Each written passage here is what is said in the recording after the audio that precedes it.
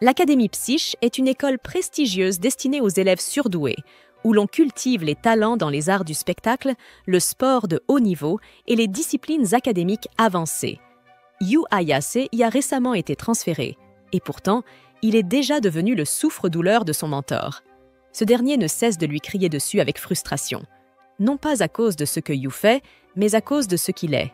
Le fils de la légendaire Subaru Ayase, actrice de renommée mondiale et ancienne, élève brillante de l'Académie. Contrairement à sa mère, Yu peine. Il est faible en arts martiaux et a échoué dans ses cours avancés. Pourtant, certains élèves gardent espoir, convaincus que les vrais prodiges dissimulent parfois leur talent. Subaru Ayase est une diplômée de classe A de l'Académie Psyche, adulée dans le monde entier pour son jeu d'actrice exceptionnel, sa beauté sans égale et ses cascades audacieuses. Seize Talents couvre de nombreux domaines et elle a terminé première de sa promotion. Avec un tel héritage, chacun des gestes de Yu est scruté de près, surtout lorsqu'il ne répond pas aux attentes. Bien que Yu ait admis n'avoir jamais combattu de sa vie, son mentor insiste pour le tester. Il prétend que les trois royaux sont curieux de savoir quel genre de personne est réellement Yu. Sous la pression et la frustration, Yu fonce et donne un coup de poing de toutes ses forces. Mais lorsqu'il touche sa cible, l'impact est si faible qu'on dirait une simple tape. Son mentor perd alors totalement son sang-froid et plaque Yu au sol. Des murmures commencent à résonner dans tout le stade. Astérisque, astérisque. Le fils de Subaru Ayase est un échec total. Astérisque, astérisque. On attend souvent des enfants de génie qu'ils héritent de leur éclat. Yu vit avec cette déception depuis ses 17 ans. Toujours à terre, il lance une remarque cinglante à son mentor. Plus on est médiocre, plus on est obsédé par le talent. À cet instant, son mentor croit entendre parler Subaru elle-même. Si ce n'est pas le talent, tu as au moins hérité de son visage. Malgré tout, son mentor continue de le réprimander pour sa médiocrité. Mais Yu le sait déjà. Il a vu de ses propres yeux à quel point sa mère brillait. Sans dire un mot de plus, il s'éloigne. Tout le monde pense qu'il est simplement habitué à perdre. Mais les trois royaux, eux, ne peuvent pas laisser cela arriver. Ils placent tous leurs espoirs en lui. Fou de rage, son mentor décide de faire sortir le talent de force. Mais alors qu'il s'apprête à frapper Yu, un coup de pied surgit derrière lui et le frappe de plein fouet. Face à lui se tient Nico, bientôt rejointe par ses deux sœurs. Kazuki, une actrice de théâtre à succès, et Miwa, une prodige du sport au palmarès inégalé. Quant à Nico, elle est la meilleure combattante de l'école. Ensemble, elles représentent les meilleurs élèves de chaque programme des trois royaux. Toujours allongée au sol, Yu lève les yeux vers elle, abasourdie. Ses yeux s'écarquillent de stupeur. Kazuki s'avance pour le saluer. Et lorsqu'on évoque ses résultats aux examens avancés, le verdict tombe. Un imposteur médiocre sans la moindre once de talent. C'est une grande déception, surtout venant de celles qui espéraient qu'ils rejoignent chacune de leurs spécialités respectives. Bien sûr, Yu connaît déjà ses propres limites. En réalité, il s'est déjà transféré dans le ** programme d'éducation générale, une filière que tout le monde a même oubliée. Sur ses E, Yu tourne les talons pour partir, mais Nico l'interpelle et lui demande de nettoyer d'abord. C'est une règle tacite, celui qui perd nettoie le dojo. Alors il doit continuer. Les trois royaux lui lancent encore quelques piques avant de s'en aller. Yu aimerait bien répondre, mais il sait qu'il ne peut rien faire. Il saisit le seau d'eau et commence à nettoyer. Le lendemain, les élèves du programme des arts martiaux arrivent au stade pour leur entraînement habituel et découvrent que toute la zone brille de propreté. Yu, lui, rentre chez lui, perdu dans ses pensées, repensant à son passé. Quand il était plus jeune, il rêvait d'être acclamé comme sa mère. Il répétait des répliques de films devant la télévision, mais à chaque fois qu'il la voyait jouer, il comprenait qu'il ne pouvait pas égaler sa brillance. Il a cherché sa voie, sautant d'un domaine à l'autre, jusqu'à ce que la réalité le frappe. Il n'était que médiocre. Peu à peu, il a commencé à s'éloigner de sa mère, bien qu'elle fût sa seule famille. Puis, elle est tombée malade. Pendant son hospitalisation, elle regardait souvent un film dans lequel elle avait joué, une série sur la vie de famille où elle tenait le rôle d'une mère. Ce n'était pas l'un de ses rôles les plus prestigieux, mais Yu l'aimait bien. Elle aussi. Un jour, alors qu'il se tenait à son chevet, Yu lui confia que ce qu'il préférait dans cette série, c'était la fin de chaque épisode. Un dîner en famille où tout le monde riait et discutait de choses banales. Ce jour-là, ils ont eu leur première véritable conversation depuis des années. Et Yu comprit que tout ce que sa mère avait toujours voulu, c'était une chose simple, une famille heureuse et normale. Son dernier vœu était celui-là, que Yu puisse un jour fonder une famille heureuse. Yu referme son carnet et s'éloigne, ses bagages à la main. Il ne sait pas encore comment accomplir ce souhait, mais une chose est sûre, il est prêt à essayer. Il s'arrête devant une grande maison sur le portail de laquelle est inscrit le nom astérisque Mikadono astérisque. L'endroit est immense, mais Mikadono lui avait bien dit qu'il pouvait entrer. Yu pousse donc le portail et, à sa grande surprise, découvre qu'il s'agit en réalité d'un véritable manoir. Ébahi par la taille et la splendeur des lieux, Yu commence à se poser de sérieuses questions sur l'identité de ce mystérieux Mikadono. Alors qu'il s'apprête à défaire ses bagages, un pied vient soudainement s'écraser en plein sur son visage. Il tombe au sol. Devant lui se tient Miko, tout juste sorti du bain, vêtu uniquement d'une serviette. Comprenant que Nico habite ici et qu'elle l'a probablement pris pour un intrus, Yu tente de s'expliquer. Mais Nico, déjà en colère, s'apprête à l'attaquer de nouveau. Seulement, elle glisse subitement et tombe. Yu en profite pour la taquiner un peu. Il jette une serviette sur sa tête pour l'essuyer, mais au bout de quelques secondes, Nico se dégage de son emprise, clairement irritée. C'est alors que les deux autres sœurs font leur apparition. Kazuki le dévisage et dit qu'il lui semble familier, tandis que Miwa le reconnaît aussitôt et exige de savoir ce qu'il fait chez elle. Avant même qu'il puisse répondre, son téléphone sonne sur la table. Les trois filles se figent lorsqu'il décroche et mentionnent négligemment le nom de leur père, Monsieur Mikadono. Ce dernier l'appelle pour vérifier s'il est bien arrivé. On apprend alors que la mère de Yu était une vieille amie et bienfaitrice de Monsieur Mikadono. En sa mémoire, il a décidé de veiller sur Yu, dans l'espoir que le talent de sa mère se perpétue à travers lui. Mais ce qui choque le plus Yu, c'est que les trois filles sont en réalité les filles de Mikadono. Ce dernier a simplement oublié de le lui dire. Monsieur Mikadono annonce qu'il s'attend à ce que Yu s'entende bien avec ses filles. Yu, quant à lui, reste bouche bée. Il repense au dernier souhait de sa mère, qu'il puisse un jour avoir une famille heureuse. Et c'est ainsi que ce garçon ordinaire se retrouve, contre toute attente, à faire partie d'une famille composée de 3 sœurs exceptionnelles. Les filles, en apprenant qu'elles vont devoir vivre avec lui, poussent un cri de désespoir. Yu, lui, a l'impression d'être tombé dans un rêve complètement absurde. Nico, agacé, finit par accepter la situation à contre-cœur, affirmant que c'est la décision de leur père, après tout. Kazuki, incrédule, ne comprend pas comment leur père a pu accueillir quelqu'un qu'elle considère comme un raté. Quant à Miwa, elle refuse catégoriquement de s'occuper d'un parasite idiot. Il est clair qu'aucune d'entre elles n'est ravie de la présence de Yu. Mais malgré tout, Yu ne compte pas reculer.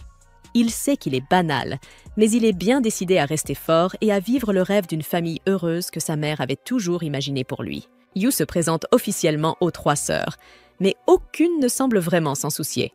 Alors qu'il s'apprête à ranger ses affaires, il marche par mégarde sur ceux qui semblent être un sous-vêtement féminin. Kazuki le lui arrache immédiatement des mains, rouge de gêne. C'est à ce moment-là que Yu remarque que le manoir est dans un état lamentable. En jetant un coup d'œil vers la cuisine, il découvre un spectacle encore pire. Kazuki était censée s'occuper de la vaisselle, mais apparemment, elle ne l'a jamais fait. Des éclats de verre encombrent l'évier et Yu les ramasse prudemment un à un. Il comprend que Kazuki avait tenté de faire la vaisselle, mais sans grand succès. Puis, il tombe sur une montagne de linge sale. C'est Miwa qui en avait la charge. Elle avoue avec nonchalance qu'elle a oublié comment faire, malgré sa capacité à mémoriser des choses bien plus complexes. Pour s'en sortir, elle a même griffonné des instructions de lavage sur ses propres mains. Miko, responsable des tâches ménagères, se moque alors des résultats de Yu au test d'aptitude, l'accusant de révéler au grand jour leur incompétence. Mais Yu n'y prête aucune attention. Une fois leur déluge d'insultes terminé, il ne réagit même pas. La maison est déjà étincelante. Et c'est là que Miko fait enfin le lien. C'est lui aussi qui avait nettoyé le dojo. Yu tente une nouvelle fois de se faire bien voir, souriant et affirmant qu'il peut faire ce genre de ménage quand elles veulent. Il a la tête de l'emploi, c'est certain. S'il n'était pas aussi nul dans tout le reste. Le lendemain matin, Yu se réveille au son de son réveil, s'attendant à une journée paisible puisqu'il n'y a pas école. Mais cette illusion vole rapidement en éclats quand des bruits sourds résonnent dans toute la maison. Il n'est que 7 heures du matin et Miko est déjà à l'entraînement dans son dojo privé. Dans une autre pièce, Miwa est plongée dans un jeu vidéo intense, débattant furieusement avec une IA pendant qu'elle martèle les touches de sa manette. Quant à Kazuki, elle est en cuisine, en train de mélanger tranquillement une boisson verdâtre douteuse comme partie de sa routine matinale. Yu se rend compte à quel point il est différent des 3 sœurs. Même en l'absence de cours, elles ont toutes quelque chose à faire, le laissant seul dans la maison. Il espérait pouvoir partager le petit déjeuner avec elle, mais Kazuki semble pressé. Il se tourne alors vers Miwa, qu'il trouve affalée devant une montagne de snacks qu'elle considère visiblement comme son repas du matin. Il tente de la mettre en garde contre les sucreries dès le réveil, mais l'éclat dans ses yeux lui fait vite comprendre qu'il ferait mieux de se taire. Alors qu'il commence à préparer son propre petit déjeuner, ses pensées dérivent doucement vers sa vie d'avant, celle qu'il partageait avec sa mère. À chaque fois qu'il préparait le petit déjeuner, sa mère ne mangeait presque jamais avec lui. Toujours occupée, toujours centrée sur elle-même. Ce comportement, Yu le connaît bien. Les prodiges vivent souvent enfermés dans leur propre monde. S'il n'a jamais réussi à créer un vrai lien avec sa propre mère, comment pourrait-il espérer vivre en paix avec 3 sœurs aussi talentueuses? Alors qu'il mange seul, Yu remarque le regard de Miko fixé sur son assiette. Elle est surprise d'apprendre qu'il a cuisiné avec des ingrédients presque périmés. Quand il lui propose une part, elle hésite un instant, visiblement tentée, mais se ravise rapidement en se rappelant son régime strict. Son plat est peut-être savoureux, mais bien trop déséquilibré pour quelqu'un qui s'entraîne au quotidien comme elle. Alors que les 3 sœurs se pressent pour partir, Yu reste seul à table. Il repense à sa mère, qui elle aussi suivait des régimes draconiens pour certains rôles. Maintenant, tout s'éclaire. Kazuki fait de même pour préserver son image de star. Miwa grignote sans arrêt pour rester mentalement alerte. Nico suit une routine stricte pour garder son corps au sommet. Les prodiges sont souvent tellement concentrés sur eux-mêmes qu'ils finissent par ignorer ceux qui les entourent. Yu se souvient que, parfois, sa propre mère lui faisait peur. Il s'était éloigné d'elle, incapable de comprendre son monde. Alors que les 3 filles s'apprêtent à franchir la porte, elles se disputent sur qui est responsable du retard. Juste avant qu'elles ne partent pour de bon, Yu les arrête. Il leur annonce qu'elles ont oublié quelque chose. Affolées, elles fouillent leur sac à toute vitesse, pour finalement se rendre compte qu'elles n'ont rien oublié. Agacées, elles le réprimandent pour les avoir inquiétées pour rien. C'est alors que Yu ajoute, d'un ton calme, « Ce que vous avez oublié, c'est de dire astérisque bonne journée ». Plutôt que de les attendrir, ces mots provoquent un malaise général. Sans répondre, elles reprennent leur chemin, balayant l'étrangeté de l'instant d'un haussement d'épaule. Son message n'a clairement pas eu l'effet escompté, mais Yu reste déterminé à réessayer. Nico, en marmonnant, trouve la remarque stupide. Mais lorsqu'elle croise son reflet dans la vitre, elle remarque ses joues rougies. Et Yu, Kazuki, Miwa... Chacun d'eux repensera à ces mots dans la journée, même s'ils ne l'avoueront jamais. Au fond d'eux, ils ont trouvé ça plutôt agréable. De retour au manoir, Yu fait la vaisselle quand son téléphone sonne. C'est Monsieur Mikadono. Il appelle simplement pour prendre des nouvelles et l'informer qu'il sera rarement à la maison à cause de son travail. Autrement dit, Yu passera la plupart de son temps seul avec les 3 sœurs. Il lui confie également une faveur. En tant que prodige, ces filles seront un jour confrontées à leurs propres défis. Il veut que Yu soit là pour elles lorsqu'elles en auront besoin. S'il y parvient, Monsieur Mikadono est convaincu que les filles finiront par s'ouvrir à lui. Mais Yu ne peut s'empêcher de douter. Comment un garçon aussi ordinaire que lui pourrait-il être utile à des filles aussi... Le père de Yu lui explique que Kazuki doit passer une audition importante. Nico a un tournoi d'arts martiaux à venir et Miwa participe à des compétitions de shogi. C'est, selon lui, une occasion parfaite pour Yu de les aider. Mais Yu n'a aucune idée de comment un bon à rien sans talent comme lui pourrait être utile à des prodiges pareils. Cependant, Lorsqu'il commence à imaginer les filles échouer dans ce qu'elles savent faire de mieux, il se remémore la douleur de ses propres échecs et surtout ce regard de déception dans les yeux de sa mère. Alors, il décide de faire ce qu'il peut. Et pour commencer, il veut mieux les connaître, en partageant les repas avec elles. Plus tard, après son entraînement, Nico rentre au manoir. En voyant Yu en train de cuisiner, elle pousse un cri aigu, oubliant un instant qu'ils vivent ensemble. Mais quand elle le voit goûter ses plats, elle rougit violemment. Astérisque, il est carrément canon. C'est un juste astérisque. Yu lui propose alors de goûter à ce qu'il a préparé. Tentée, elle s'apprête à accepter, puis se ressaisit brusquement. Elle refuse d'un ton sec, déclarant qu'elle ne se laissera pas dompter par ses petits plats. Elle disparaît pour aller prendre une astérisque douche de beauté. Mais à son retour dans la cuisine, elle découvre Yu en pleine frénésie culinaire, entourée de livres de recettes étalés sur le comptoir. C'est à ce moment-là que Miwa débarque elle aussi dans la cuisine. Yu, avec passion, leur annonce qu'il va leur concocter les meilleurs repas possibles.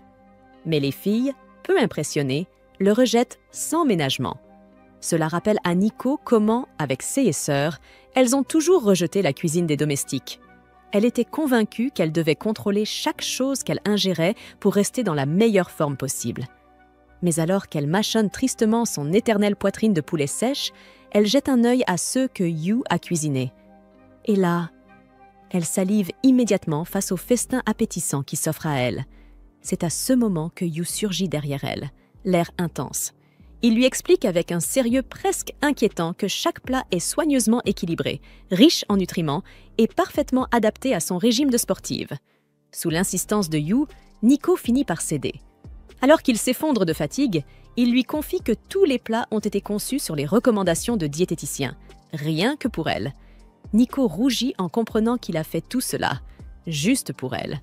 Quand elle goûte enfin, elle ne peut s'empêcher de le féliciter. Son visage s'éclaire. Son cœur se trouble. Yu, lui, s'imagine avoir apprivoisé un petit chat errant avec une bouteille de lait. Pendant ce temps, Miwa, en train de les épier discrètement, salive en secret. Lorsqu'elle finit par descendre, Yu l'assaillit aussitôt d'explications scientifiques sur son plat, affirmant que les acides qu'il a utilisés sont parfaits pour stimuler ses capacités cérébrales. Intriguée et affamée, Miwa accepte finalement de goûter. C'est alors que Nico réalise que Yu a aussi cuisiné en pensant au goût de Miwa. Pendant qu'ils mangent, les sœurs commencent à discuter de combien de temps s'est écoulé depuis leur dernier repas ensemble. Yu, attendrie, les observe avec un petit sourire. Mais soudain, Kazuki surgit, interloquée de voir ses sœurs à table ensemble. Comme à son habitude, Yu se met à lui vanter les bienfaits de son plat, expliquant qu'il pourrait sublimer ses talents et même lui donner un teint parfait pour la scène. Contre toute attente, Kazuki le rejette froidement. Nico essaie de prendre sa défense, mais Kazuki réplique que les repas en famille, ce n'est pas pour elle. Yu, dévastée, la compare à un chat sauvage qui refuse qu'on le nourrisse. Touché par ses efforts, Nico, se sentant mal pour lui prend le plat des mains et commence à manger. C'est alors que Yu lance soudainement que le plat de Kazuki est bourré de glucides et qu'il risque de la faire grossir, ce qui met Nico hors d'elle, elle qui essayait juste d'être gentille. Mais Yu la rassure doucement, lui promettant de l'aider à surveiller son alimentation. Nico rougit instantanément, plus rouge encore qu'une tomate bien mûre. 3 jours plus tard, Yu fait sa rentrée scolaire. Il pense toujours à comment briser la carapace de Kazuki et accomplir le souhait de leur père, aider ses filles à s'épanouir. Il décide de l'aborder de front. Il la rejoint alors qu'elle est littéralement encerclée par ses fangirls qui la couvrent de compliments. Dès qu'elles le reconnaissent, les filles se moquent de lui, le traitant de bon à rien. Kazuki, amusé, se joint à elle, mais Yu ne se laisse pas démonter. Il la supplie de ne plus repousser ses avances et d'accepter son cadeau spécial, convaincu que cela la rendra heureuse. Sauf que, alors que Yu parle de nourriture, tout le monde croit qu'il évoque quelque chose de beaucoup plus intime.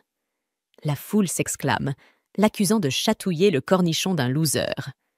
Pris de panique, Yu détale à toutes jambes, fuyant le chaos qu'il vient, encore, de provoquer. Yu décide alors d'approcher Nico pour lui demander de l'aide afin de se rapprocher de Kazuki.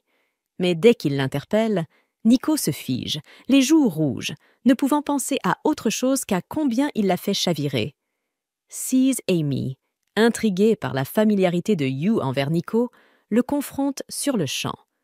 Mais avant qu'il ne puisse répondre, Nico surgit avec une aura glaciale et écrasante, réduisant ses camarades au silence. Terrorisé, You prend la fuite et court vers son dernier espoir, Miwa. Pendant ce temps, Miwa est en classe, concentrée, sur une partie de shogi sur son téléphone. Lorsqu'elle entend ses camarades bloqués sur un exercice de maths, elle donne la réponse du tac au tac. Mais au lieu d'être admirée, les autres élèves sont terrifiés par son intelligence froide et tranchante. Yu arrive alors et remarque que, contrairement à ses sœurs, Miwa est aussi silencieuse ici qu'elle ne l'était chez eux. Il tente de discuter avec elle et lui propose de déjeuner ensemble. Miwa décline sans détour et s'éloigne tranquillement. Mais Yu n'abandonne pas. Il se met à la poursuivre dans tout le campus, déclenchant une véritable chasse au trésor, pour un simple déjeuner. À la fin, tous deux s'écroulent, épuisés. Yu réalise alors que Miwa est aussi nulle que lui en sport. Il lui fait remarquer qu'elle est très réservée en classe. Miwa lui confie qu'en tant que l'une des 3 royales, elle a du mal à s'intégrer et à parler des choses de fille avec les autres. Yu, dans un élan de sincérité, lui dit qu'il comprend, lui aussi étant un royal, mais un royal raté qui échoue dans tout ce qu'il entreprend. Miwa, touchée malgré elle, éclate de rire et le traite d'idiot. Après ce moment de calme, ils finissent enfin par déjeuner ensemble. Miwa lui donne un précieux conseil. Pour se rapprocher de Kazuki, il doit découvrir ce qu'elle aime vraiment manger. Elle se souvient qu'enfant, Kazuki avait demandé à leur mère un plat très spécial. Yu comprend alors que le seul moyen de toucher Kazuki, c'est de recréer le plat favori qu'elle mangeait enfant, la cuisine de leur mère. De retour à la maison, Yu se met en cuisine, déterminée à concocter ce plat si spécial. C'est à ce moment que Kazuki entre dans la pièce, avant de s'écrouler soudainement devant lui. Il découvre rapidement qu'elle souffre d'une forte fièvre. Alors que chacun tente de prendre soin d'elle, Kazuki rejette toutes leurs tentatives et les chasse de sa chambre, refusant leur aide. Mais Yu ne baisse pas les bras. Il continue de lui envoyer des plats dans l'espoir qu'elle les goûte. Mais Kazuki les rejette un à un, les qualifiant de répugnants. Yu finit par entrer de force dans la chambre de Kazuki pour lui apporter son plat. Lorsqu'elle tente de le chasser, elle vacille, affaiblie, et s'effondre sur lui. Il lui dit calmement qu'à ce rythme, elle va rater toutes ses répétitions, et lui propose alors de devenir son partenaire de scène jusqu'à ce qu'elle se remette. Fière, Yu se vante d'être le fils de la grande actrice Subaru et d'avoir commencé à jouer dès son plus jeune âge. Kazuki, intriguée, se demande si elle n'est pas face à un futur prodige. Mais l'illusion se brise aussitôt que Yu commence à lire son texte. Il a la voix d'une vache mourante. Kazuki le met immédiatement à la porte, le traitant d'incapable. Pourtant, Yu ne baisse pas les bras. Jour après jour, il revient avec la même proposition, jouer avec elle. Et jour après jour, il se fait jeter dehors. Cela commence à agacer Kazuki. Elle, toujours parfaite, constante, impeccable. Lui, pitoyable, chaotique, tenace. Mais une nuit, alors qu'elle descend dans le salon, elle le découvre en train de regarder toutes ses performances à la télévision. Il récite ses lignes à voix haute, maladroitement, mais avec détermination. Kazuki, silencieuse, se sent touchée. Même s'il reste un acteur déplorable, son acharnement ne laisse pas son cœur indifférent. Le lendemain, Yu est de retour dans sa chambre, prêt pour une nouvelle séance. Mais cette fois, Kazuki, repensant à la scène de la veille, ne le chasse pas. Elle s'assied à côté de lui et commence à jouer. Yu, ému, sent quelque chose se débloquer. Et, à la surprise générale, il prononce une réplique, à la perfection. Submergé par l'émotion, Yu fond en larmes, appelant sa mère à travers les sanglots, incapable de croire qu'après plus de 10 ans d'efforts, il a enfin réussi à bien jouer une seule ligne. Kazuki, de son côté, l'observe en silence, un léger pincement au cœur. Elle, qui a toujours été talentueuse, ne comprend pas cette passion brûlante qui pousse Yu à continuer malgré les échecs. Dans un souffle, elle admet sa défaite. Elle accepte enfin de manger ce qu'il lui a préparé pour pouvoir se rétablir plus vite. Yu explose de joie et lui promet de lui cuisiner un véritable chef-d'œuvre. Mais Kazuki l'interrompt et lui dit qu'elle a une requête. Avant de poursuivre, elle se blottit dans son lit, rouge de honte. Après avoir pris son courage à 2 mains, elle lui avoue à voix basse qu'elle n'aime pas les carottes, ni les champignons, ni les poivrons, ni bien d'autres légumes encore. Yu reste interdit un instant et comprend soudain que tout ce temps, Kazuki n'était pas difficile à soigner. Elle était simplement une enfant capricieuse à table. Ce matin-là, Nico et Miu restaient figés, incrédules. Kazuki était en train de manger avec eux. Et pas seulement ça, elle mangeait de la vraie nourriture. Yu passa à côté, félicitant distraitement Kazuki d'avoir terminé sa soupe. Elle haussa les épaules, répondant que c'était bon tant qu'il n'y avait pas de carottes. Ce qu'elle ignorait, c'est que Yu en avait discrètement râpé dedans. En mangeant son propre repas, Yu ressentit un profond soulagement. Il avait fallu du temps et des efforts pour réussir à les réunir tous autour de la même table, et ils n'étaient pas faciles à gérer. Mais à la tombée de la nuit, sa joie s'estompa peu à peu. L'une après l'autre, les sœurs envoyèrent un message. Elles ne rentreraient pas dîner. Yu essaya de faire bonne figure, mais une pointe de déception se glissa dans sa voix, juste au moment où il pensait qu'il redevenait enfin une famille. Heureusement, avoir eu une mère prodige l'avait habitué à être laissée de côté. Elle ne rentrait parfois pas pendant des mois, entièrement absorbée par son travail. Mais c'est cette même dévotion qui avait fini par les éloigner. Et aujourd'hui, il ne pouvait s'empêcher de comparer les sœurs Mikadono à elle. Elles étaient toutes des prodiges, alors que lui se sentait insignifiant dans leur ombre. Et pourtant, il ne pouvait ignorer le fait que M. Mikadono lui avait personnellement demandé de veiller sur ses filles, une responsabilité qui pesait lourdement sur lui, même s'il ne savait pas comment s'y prendre.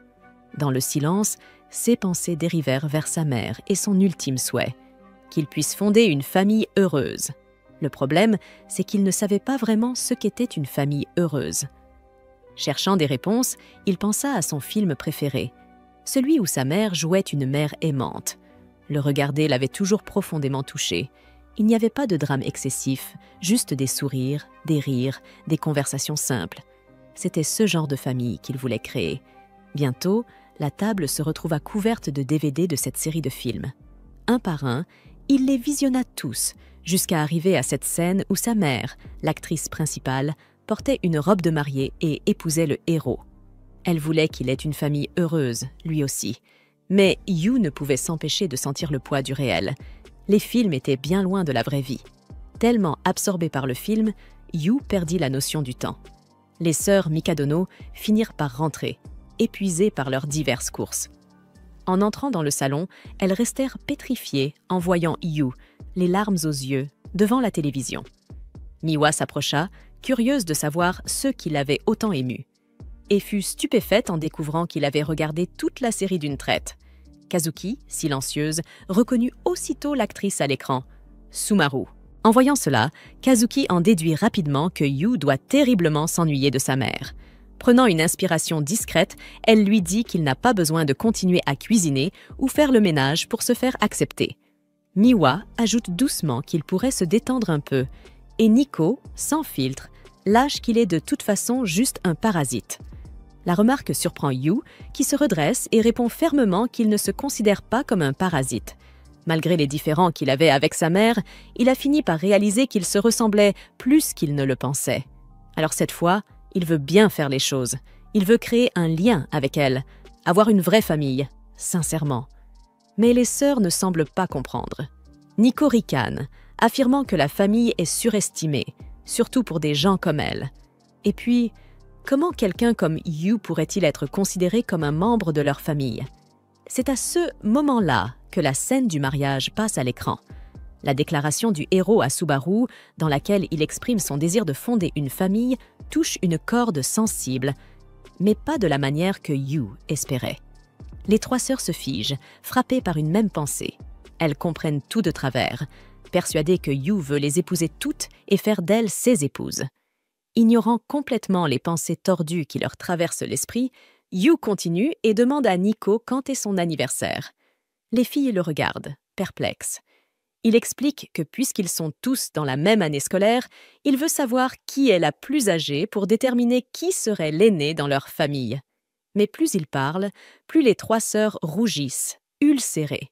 Sans le laisser terminer, elles crient en chœur qu'il n'est qu'un parasite et quittent la pièce d'un pas rageur. Plus tard dans la soirée, alors qu'elle se détend dans le bain, Nico se surprend à penser à Yu. Elle trouve étrange à quel point il semble indifférent, malgré le fait qu'ils vivent avec 3 filles. Soudain, un cri retentit depuis la cuisine, la faisant sursauter. Yu a oublié d'acheter du pain pour les sandwichs et panique complètement. Mais lorsqu'il se retourne et la voit dans cet état, son inquiétude change de cible. Il lui fait doucement remarquer qu'elle ne porte qu'une serviette et risque d'attraper froid. Rouge de honte, Nico détale hors de la cuisine et manque de percuter Miwa, qui remarque immédiatement à quel point son visage est écarlate. Gêné, Nico prétend que c'est juste la chaleur du bain, mais Miwa n'est pas dupe. Elle n'a passé que 5 minutes là-dedans. Miwa commence à recoller les morceaux. Nico n'a jamais réagi comme ça quand quelqu'un la voyait nue par accident. Alors qu'est-ce qui a changé? Elle plisse les yeux, suspicieuse, et Nico nie farouchement qu'à ce moment-là, Yu entre dans la pièce, les bras chargés de linge fraîchement plié, et le tend à Miwa. En attrapant la pile, sa main frôle celle de Yu. Instantanément, son visage vire au rose. Elle retire sa main d'un geste brusque, ce qui pousse Nico à se demander si, elle aussi, n'aurait pas un petit faible pour Yu. Et quand Nico laisse échapper un astérisque, aussi astérisque sans réfléchir, Miwa se fige. L'implication est claire. Nico a forcément un faible pour lui. Nico panique et les 2 sœurs se lancent dans une dispute ridicule, enchaînant les dénégations. Pendant ce temps, Yu, toujours aussi ignorant de ce qui se passe vraiment, ramasse calmement les vêtements que Miwa a fait tomber et recommence à les plier. Au milieu du vacarme, Kazuki finit par intervenir et sermonne ses sœurs. Yu se tourne alors vers elle et lui demande poliment si elle peut poser une casserole sur l'étagère du haut, hors de sa portée. Kazuki, étonnamment de bonne humeur, accepte. Mais quand Yu la remercie avec un sourire lumineux et sincère, elle sent ses joues s'empourprer. Elle se détourne précipitamment, espérant qu'il ne l'ait pas remarqué. Mais Miwa et Nico, elles, ont tout vu et commencent aussitôt à la taquiner. Yu, toujours complètement à côté de la plaque, leur demande d'arrêter de se chamailler, pensant qu'il s'agit simplement de leurs disputes habituelles. Les filles finissent par quitter la pièce une à une, laissant Yu seul. En observant autour de lui, Yu remarque le désordre laissé derrière. Sans un mot, il se met à ranger. En nettoyant la table, il repense à tout ça. Oui, les films sont bien différents de la réalité. Et pourtant, ce jour-là, quand ils avaient tous mangé ensemble, c'était réel. Il espère sincèrement qu'ils vivront encore de ces moments-là. En ramassant les affaires éparpillées, Yu tombe sur une vieille photo. Les 3 sœurs y apparaissent enfants, souriantes, les bras l'une autour de l'autre. Elles avaient l'air si heureuses. Rien à voir avec la distance qu'ils ressentent aujourd'hui. Intrigué, il demande à chacune qui a laissé cette photo-là. Aucune ne répond. Chacune nie. Mais Yu n'est pas dupe. Il est sûr que l'une d'entre elles l'a posée là. Quelqu'un tient encore à ce souvenir. Il en est certain. Et Yu décide qu'il veut aider à raviver ce lien. Le lendemain, les sœurs l'informent qu'elles seront toutes absentes ce week-end, chacune ayant des obligations liées à ses ambitions personnelles. En classe, Yu a du mal à se concentrer. L'idée qu'elle s'éloigne encore plus le tourmente. Alors, discrètement, il commence à faire des recherches sur leurs destinations respectives. En consultant les agendas de chacune sur son téléphone, une idée commence à germer dans son esprit. La veille de leur départ, Yu fait de son mieux pour tout préparer. Il leur prépare des boissons pour le voyage, réserve lui-même leurs hôtels afin de leur alléger la charge. Il tend à chacune un billet d'hôtel, avec un sourire sincère, leur offrant un peu de réconfort. Miwa, cependant, ricane en disant que la nourriture des hôtels est généralement mauvaise. Yu la taquine en disant qu'elle va regretter sa cuisine, ce qu'elle nie aussitôt avec une moue. Malgré tout, Il leur promet de leur préparer un délicieux dîner à leur retour. Le lendemain, Miwa entre dans son premier match de shogi. Calme et précise, elle lit la stratégie de son adversaire et remporte la partie avec des coups nets. Alors qu'elle s'apprête à partir, son mentor vient à sa rencontre. Il la prévient. L'adversaire de demain sera d'un tout autre niveau, un joueur de rang équivalent à un maître de 4e degré. Même pour une génie comme elle, la compétition peut devenir rude. En regagnant l'hôtel, l'avertissement de son mentor résonne encore dans sa tête. Un adversaire redoutable l'attend, et elle sait qu'elle devra s'entraîner davantage dès ce soir.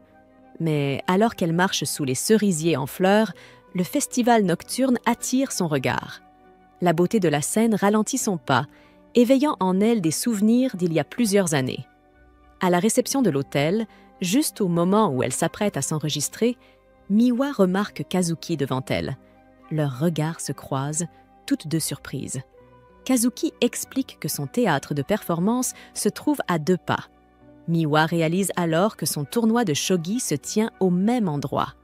Quelques instants plus tard, Nico arrive à son tour, tout aussi étonné de les trouver là. Il s'avère que sa propre compétition a lieu dans les environs également. Avant qu'elle n'ait le temps de comprendre cette étrange coïncidence, Yu surgit. Un grand sourire aux lèvres, son sac à dos en bandoulière. Il admet que c'est son œuvre. Sachant que les sœurs ne parlaient jamais de leurs projets entre elles, il a secrètement tout organisé pour qu'elles logent à proximité les unes des autres. Yu voulait simplement les rapprocher un peu. Les 3 trouvent l'idée absurde, mais Yu insiste. C'est une occasion unique de tisser des liens familiaux, un moment pour elles 3 en tant que sœurs. Toujours perplexe, elle lui demande ce qu'il fait là, lui. Yu affiche un sourire malicieux et leur répond qu'il est leur chef de festival. Puisqu'elles sont déjà dans le coin et que ce soir a lieu le Astérisque Festival nocturne des fleurs de cerisier astérisque, il leur propose d'y faire un tour. Mais au fond, Yu cache une intention plus personnelle. Ce même festival apparaît sur la vieille photo qu'il a retrouvée. Il a deviné que celle qui y tenait encore souhaitait peut-être revivre ce moment. À sa grande surprise, les 3 sœurs réagissent exactement de la même manière. Elles trouvent son idée ridicule. Après tout, elles ne sont pas là pour se divertir, mais pour concourir. Préparées à leur refus, Yu leur explique que le sanctuaire du festival est réputé pour porter chance aux compétiteurs. Nico ricane, lançant que seuls les perdants comptent sur les prières, pas les génies comme elle. En réponse, Yu sort un petit livret rempli de noms de prodiges renommés qui ont visité ce sanctuaire pour y chercher l'inspiration. Les sœurs sont visiblement surprises. Yu ajoute que la foi compte autant que le talent. Et puis, Yu leur montre aussi des photos des différents plats proposés dans les stands du festival, ceux qui captent immédiatement l'attention de Nico et Miwa. Kazuki est la première à réagir, acceptant de venir. Elle y voit une occasion parfaite d'augmenter l'engagement sur ses réseaux sociaux. Mais elle prévient ses sœurs. Si elles veulent l'accompagner, elles devront s'habiller convenablement. Sur phase, Yu révèle qu'il a déjà fait des recherches sur les meilleures boutiques pour louer des tenues de festival.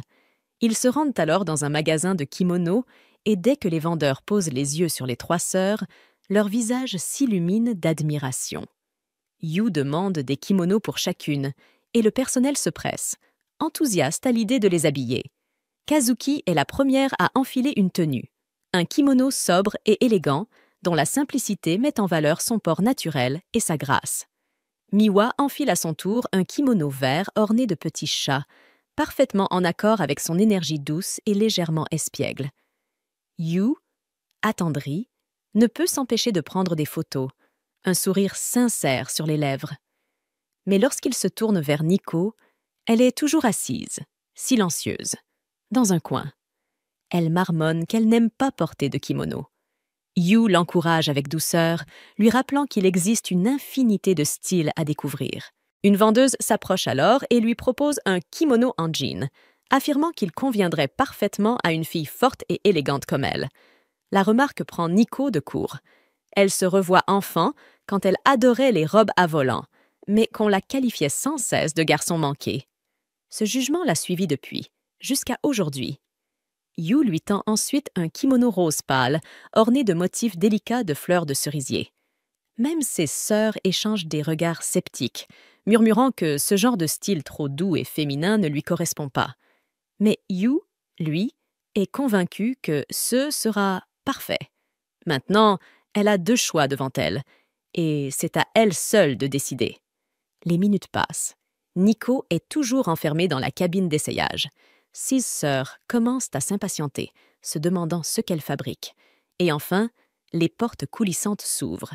Nico sort, vêtu du kimono rose. Un silence total s'installe. Personne ne dit un mot. 6 cheveux ont été coiffés avec soin pour s'harmoniser avec la tenue. Son allure, à la fois douce et troublante, laisse tout le monde bouche bée.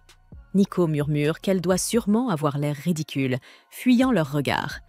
Mais vu la façon dont tous la dévisagent, figée dans une admiration silencieuse, les sœurs, accompagnées de Yu, se promènent à travers le festival animé de cette nuit-là. Cependant, Yu est surprise de voir à quel point Kazuki est populaire. En un rien de temps, elle devient le centre de l'attention, encerclée par une foule d'admirateurs éblouis. Yu avait espéré qu'ils pourraient profiter du festival ensemble, comme une vraie petite famille heureuse. Mais visiblement, Kazuki est passé en mode travail, échangeant avec ses fans, posant pour des photos, avec cette élégance naturelle qui la distingue. La voyant gérer tout cela avec autant de grâce, Yu hésite à intervenir. Heureusement, ses sœurs ne se sentent pas mises de côté. Même en discutant avec la foule, Kazuki garde un œil sur elle et ne tarde pas à repérer Miwa et Miko en train de savourer joyeusement des douceurs du festival. Pendant ce temps, alors que tous les regards sont tournés vers Kazuki, une fille, elle, ne se laisse pas emporter par l'engouement général. À ses yeux, Kazuki est peut-être jolie, mais cela ne change rien au fait qu'elle reste une fille comme les autres. Refusant de suivre la tendance, elle tourne les talons et s'éloigne de la scène. Malheureusement, au moment où elle se retourne, la lanière de sa sandale casse, lui faisant perdre l'équilibre. C'est alors que Kazuki intervient, la rattrapant juste avant qu'elle ne touche le sol. Quand la fille rouvre les yeux, elle se retrouve dans les bras de Kazuki. La foule explose en acclamations, émue par ce geste héroïque aussi inattendu que spectaculaire. Sans prêter attention au tumulte autour d'elle, Kazuki la porte jusqu'à un endroit plus sûr. Yu, qui observait la scène à distance, se précipite à sa suite, faisant tout pour ne pas la perdre de vue dans cette mer de monde. Une fois certaine que la fille ne risque plus rien, Kazuki tente de retourner au cœur de l'événement, mais Yu la tire brusquement derrière un buisson. À l'abri des regards, Kazuki s'apprête à lui faire la leçon pour cette initiative soudaine, mais Yu lui tend alors un sac rempli de nourriture. Kazuki tente d'abord de refuser, mais Yu sort un dernier objet, un petit pansement. Il avait remarqué plus tôt qu'elle boitait légèrement. Il en déduit qu'il y a un souci avec ses sandales. Sans hésitation, il l'encourage à poser un pansement sur son pied. Kazuki ressent un léger malaise, presque une gêne, en se demandant si Yu l'avait observé pendant tout ce temps.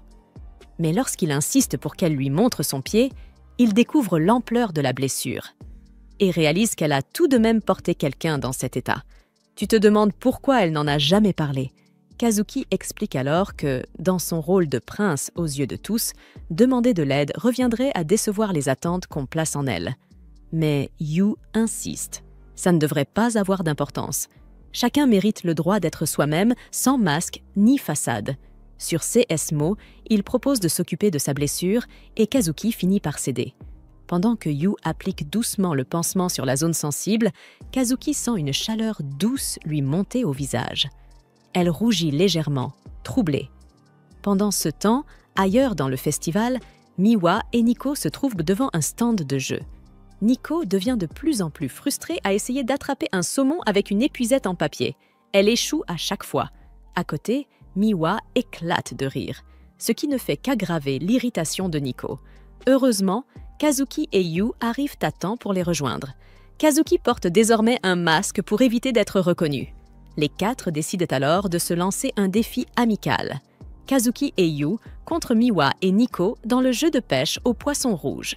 En jouant, Miwa lance une plaisanterie. Kazuki devrait toujours porter un masque, car il semble plus joyeux que son visage habituellement renfrogné. Au bout d'un moment, Nico casse son épuisette sous le coup de la frustration. tandis que Miwa enchaîne les prises avec une facilité déconcertante. Kazuki, méfiante, l'accuse à moitié de tricherie, mais Miwa répond avec un sourire narquois qu'il manque simplement d'habileté. De son côté, Yu regarde la scène en fronçant légèrement les sourcils, un peu trop conscient du sérieux avec lequel ils prennent ce jeu de fête. Finalement, il s'éclipse discrètement, laissant volontairement les filles profiter de ce moment entre elles. Avec une détermination tranquille, Yu traverse les allées du festival, se dirigeant droit vers un événement bien particulier, la compétition des nénuphars bondissants. Ce défi annuel consiste à traverser un étang en sautant de plateformes en forme de nénuphar jusqu'à atteindre le torii sacré situé de l'autre côté. La récompense ? Une photo avec le gardien doré du sanctuaire, un être mystique dont on dit qu'il apporte chance et succès, en particulier à ceux qui s'apprêtent à affronter d'importants concours. Yu serre dans sa main une vieille photo usée, celle des 3 sœurs devant le même sanctuaire lorsqu'elles étaient enfants. Son objectif est clair, recréer ce souvenir avec elles, leur faire revivre ces moments de bonheur partagés. Pour lui, remporter ce défi semble être la clé pour ressouder leurs liens. Mais la tâche est loin d'être simple. 1 à 1, les concurrents tombent, éclaboussant l'eau à chaque chute. Il s'avère que certains nénuphars s'enfoncent sans prévenir, et seuls les plus stables permettent de continuer. Il faut donc les repérer soi-même, à l'instinct. Dans la foule, les murmures fusent. Ce jeu serait pratiquement impossible. Même les organisateurs admettent qu'aucun participant n'a réussi à atteindre le torii depuis 10 ans. Mais l'un d'eux se souvient alors. Il y a 10 ans, 3 jeunes sœurs avaient pourtant réussi l'épreuve. C'est au tour du prochain participant. Yu s'avance, prend une profonde inspiration et saute. Mais aussitôt, il chute dans l'eau glacée. Son premier essai est un échec. Sans se laisser abattre, il remonte sur la rive. Les hôtes annoncent que les challengers peuvent retenter leur chance, et Yu se porte volontaire à nouveau. Mais sa deuxième tentative ne vaut guère mieux. Il parvient à peine à franchir quelques plateformes avant de couler. 1 à 1, les autres participants abandonnent. Yu, lui, refuse de renoncer. Il supplie les hôtes de lui accorder encore un tour, puis un autre, et encore un, jusqu'à ce qu'il soit le dernier concurrent restant. Le ciel s'assombrit. La pluie commence à tomber. Les organisateurs le supplient de s'arrêter, de ne pas risquer davantage. Mais Yu reste ferme. Fixant les nénuphars devant lui, il ferme les yeux un instant et il imagine. Il imagine les 3 sœurs, unies, avançant ensemble, utilisant leurs forces respectives pour traverser l'épreuve. Alors, avec une dernière bouffée de courage, il se lance dans une course finale. Un saut désespéré. Et cette fois, ses pieds touchent enfin le sol ferme, juste devant le torii sacré. Le présentateur s'approche, prêt à lui prendre en photo avec le gardien doré du sanctuaire. Mais Yu refuse. Il tourne les talons et s'élance en direction de l'endroit où se trouvent les sœurs. La pluie s'intensifie. Les haut-parleurs annoncent la fermeture anticipée du festival. Trempé, haletant, Yu s'arrête au milieu de la route, scrutant les lieux désormais vides. Son cœur se serre. Une pensée lui traverse l'esprit. Miwa est sûrement déjà rentrée. Il repense à leurs paroles d'avant, à leur réticence à participer au festival. Et peu à peu, le doute s'installe. Peut-être a-t-il été trop insistant. Peut-être a-t-il voulu forcer quelque chose, au risque de les éloigner davantage. Il se laisse tomber au sol, ferme les yeux, accablé. Mais lorsqu'il les rouvre, elles sont là. Les 3 sœurs, debout sous leur parapluie, le regardent avec douceur. Elles lui demandent pourquoi il n'est pas revenu plus tôt. Elles ont cru qu'il les avait laissées derrière, mais elles étaient trompées. Maintenant, c'est à lui de les guider, pour les ramener à l'hôtel. Mais elles n'avaient pas pu trouver de parapluie pour lui. Alors, chacune d'entre elles s'était proposée pour partager le sien avec lui. Au final, elles ont encore fini par se disputer à ce sujet. De retour à l'hôtel, les 3 sœurs prennent un bain ensemble. Kazuki et Miwa discutent tranquillement du festival, échangeant quelques impressions légères. Nico, en revanche, reste étrangement silencieuse. Son esprit est encore absorbé par ce qui s'est passé un peu plus tôt. Toutes les trois voulaient partager leur parapluie avec Yu, ce qui avait mené à une partie de pierre-papier-ciseaux. C'est Nico qui a gagné. Et même si ce n'était qu'une courte promenade, l'expérience a été étrangement intense pour elle. Son cœur battait à tout rompre à chaque pas. Même maintenant, elle ne comprend pas pourquoi. Peut-être est-ce juste à cause du kimono, se dit-elle.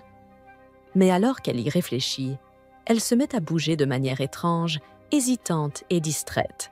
Ces mouvements bizarres attirent l'attention de Kazuki et Miwa. Elle reste figée une seconde avant d'éclater de rire. En la taquinant gentiment, elle plaisante. « Tu veux vraiment devenir une vraie femme, hein ?» Une fois le bain terminé, les sœurs retournent dans leur chambre pour découvrir Yu en train de sortir du hall, complètement trempé, couvert de boue et de pluie. Intriguée, elles lui demandent où il compte aller. C'est là qu'il leur avoue avoir oublié de réserver une chambre. Et maintenant, l'hôtel est complet. Il prévoit donc de chercher un autre endroit pour passer la nuit, même s'il doit dormir dans un cybercafé. Les trois sœurs restent figées, sous le choc. Mais soudain, Kazuki prend la parole. Elle demande un futon supplémentaire à la réception. Peu après, Yu étale son lit au sol, dans leur chambre. Ce qui, évidemment, va totalement à l'encontre de son idée initiale. Laisser les sœurs profiter d'un moment de rapprochement, rien qu'entre elles. Mais il était impensable de le laisser dehors, sous une pluie battante. Elles essaient de faire comme si de rien n'était, mais leur inquiétude est évidente. Après tout, ils ont déjà vécu sous le même toit. Lui offrir un abri ce soir-là n'est rien d'autre qu'un geste naturel. Yu leur dit de faire comme s'il n'était pas là, puis s'éclipse pour aller chercher un yukata et prendre son bain. Mais alors qu'il tourne un coin du couloir, il manque de peu de heurter Kazuki, qui marchait dans l'autre sens. Il s'excuse rapidement. Kazuki sent ses joues s'échauffer, mais tente de le dissimuler. Malheureusement, aucun yukata de rechange ne semble disponible. Miwa, toutefois, insiste. Il devrait bien y avoir des vêtements de rechange dans les placards. Elle commence à fouiller. Yu la rejoint pour l'aider, mais au moment où elle se retourne brusquement, leurs visages se retrouvent à quelques centimètres l'un de l'autre. Miwa rougit aussitôt, complètement prise au dépourvu. De son côté, Nico fouille un autre meuble. Yu remarque alors un yukata posé tout en haut d'une étagère, hors de portée. Sans réfléchir, il s'approche pour l'attraper. Dans le mouvement, il se retrouve à coller presque Miko contre la porte du placard. Elle reste figée, le visage cramoisi, incapable de bouger. Yu parvient enfin à attraper le vêtement. Il s'excuse à la hâte et se dirige vers la salle de bain, réalisant soudain que cette chambre paraît vraiment trop étroite pour 4 personnes. Depuis la salle d'eau, sa voix résonne à travers la porte. Il ne cesse de s'excuser d'avoir interrompu leur moment entre sœurs. De l'autre côté, les trois restent immobiles, incertaines. Comment sont-elles censées se détendre? Avec lui, juste là. Cette nuit-là, les trois sœurs ont du mal à trouver le sommeil. Chacune d'elles se tourne et se retourne sur son futon, incapable de trouver le repos, une étrange nervosité dans le cœur. Mais elles font semblant. Elles se disent que c'est simplement l'excitation du festival, rien de plus. Allongé sur sa couchette, Yu, lui, garde les yeux ouverts, un sourire discret sur les lèvres. Il repense à la journée, à ses hauts et ses bas. Mais surtout, à cette photo. Malgré le chaos, il avait réussi à prendre un cliché parfait des trois sœurs devant le sanctuaire doré. Leur première pose était un peu raide, maladroite. Mais la dernière? 3 sourires sincères, lumineux, comme à l'époque de leur enfance. Il tend la main vers son sac, cherchant à sortir l'ancienne photo pour comparer. Mais elle a disparu. Une légère panique monte en lui, jusqu'à ce que son regard tombe sur un petit mot, posé juste à côté de son futon. Il ne s'attendait pas à ce que quelqu'un la réclame. Et pourtant, cette pensée l'apaise. Finalement, cette image est retournée à celle ou celui à qui elle appartient vraiment. Quelques instants plus tard, Yu sombre dans un sommeil profond. Pendant ce temps, Les trois sœurs se redressent lentement, l'air agacées. Elles échangent des regards désabusés. Aucune d'elles n'a réussi à fermer l'œil. Chacune invente une excuse, le bruit du festival, l'événement du lendemain. Puis, elles se recouchent en silence, les pensées en désordre. Mais le sommeil tarde à venir. À la place, Kazuki mentionne soudainement le kimono fleuri de Miko, ce qui déclenche une conversation inattendue. Très vite, elles se retrouvent à évoquer leur enfance, à se rappeler à quel point leurs goûts étaient différents à l'époque. Sauf pour Miwa, qui, elle, n'a pas changé d'un poil. Elle ressent toujours cette même excitation chaque fois qu'elle peut choisir un kimono. Malgré tout, elles se sentent reconnaissantes d'avoir pu vivre à nouveau un festival, après tant d'années. Leurs pensées dérivent vers d'anciens souvenirs, et bientôt, elles se mettent à taquiner Miwa. Elle aimait se vanter d'avoir gagné plein de jeux à l'époque, alors qu'en réalité, c'était Kazuki qui l'aidait discrètement à chaque fois. Ce petit moment déclenche une prise de conscience. Des échanges comme celui-ci. Elles n'en ont presque plus. La vie les a rendues trop occupées. Et même si elles vivent sous le même toit, elles ont fini par mener des existences parallèles, séparées. Au fond d'elles-mêmes, elles savent que c'est exactement ce que Yu avait espéré provoquer. Et, étrangement, son plan a fonctionné. Miwa admet que cela lui fait bizarre. Mais une chaleur douce lui envahit le cœur. Elle sort alors la photo que Yu croyait perdue et la place à côté de l'image prise ce soir-là sur son téléphone. Les deux montrent le sanctuaire doré. L'une date d'il y a 10 ans, l'autre d'aujourd'hui.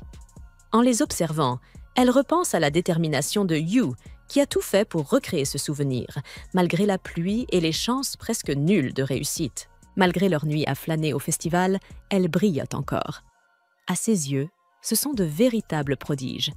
Il se souvient aussi de ce moment, la veille au soir, quand les trois sœurs le cherchaient dans la foule du festival, sans avoir son numéro de téléphone.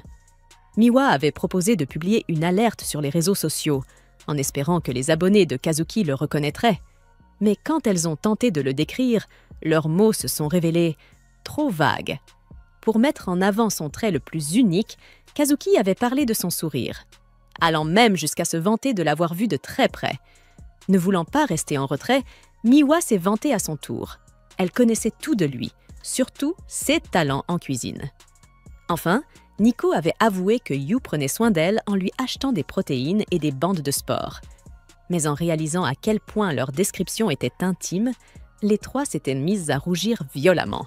Finalement, elles avaient abandonné l'idée du poste et décidé de partir à sa recherche elles-mêmes. Le lendemain matin, alors que les tâches ménagères sont en cours, Yu consulte distraitement les actualités et tombe, à sa grande surprise, sur des gros titres faisant l'éloge des trois prodiges pour leurs résultats exceptionnels.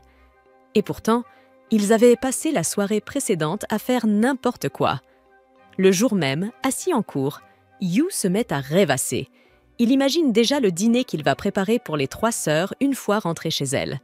Il passe toute la journée à faire les courses, sélectionnant avec soin chaque ingrédient, puis se rend au manoir des Mikadono alors que le soleil commence à se coucher. Mais en ouvrant la grille, il constate que les trois sœurs sont déjà rentrées, plus tôt que prévu. Il remarque aussi une paire de chaussures posées près de l'entrée, qu'il ne reconnaît pas. En entrant, il découvre les trois sœurs debout, bien droites, face à un homme assis calmement sur le canapé. L'ambiance est tendue. Yu se demande qui peut bien être cet homme, mais dès qu'il entend sa voix, il comprend aussitôt. C'est Monsieur Mikadono. Il s'incline rapidement et se présente avec respect. Monsieur Mikadono lui exprime ses condoléances pour le décès de sa mère, mais le rassure aussitôt. Tant qu'il sera là, son talent ne disparaîtra jamais. Yu trouve ses attentes bien trop écrasantes pour quelqu'un comme lui et jette un coup d'œil aux sœurs Mikadono, se demandant pourquoi elles semblent aussi sérieuses. Monsieur Mikadono change alors de ton et demande froidement à Kazuki de lui faire son rapport de performance. Elle s'exécute immédiatement, détaillant un emploi du temps chargé et mentionnant une interview prévue pour le lendemain. Lorsqu'il se tourne vers Nico, elle répond avec assurance. Elle continue de gagner des championnats, comme toujours, et lui garantit qu'elle ne ralentira pas. Vient ensuite le tour de Miwa, qui livre elle aussi un compte rendu impeccable. Alors que Yu s'apprête à dire quelque chose, Monsieur Mikadono se lève et le coupe sèchement. Les rapports ont été faits. Il va maintenant prendre congé. Mais Yu l'arrête et lui demande s'il souhaiterait rester dîner avec eux, puisqu'il avait justement prévu de cuisiner pour les filles. Sans dire un mot, Mikadono s'approche d'un masque posé non loin. Yu, un peu nerveux, lui explique qu'ils sont allés à un festival le week-end dernier. Mais Mikadono se fige, devient sérieux et demande de façon tranchante « À qui était-ce l'idée ?»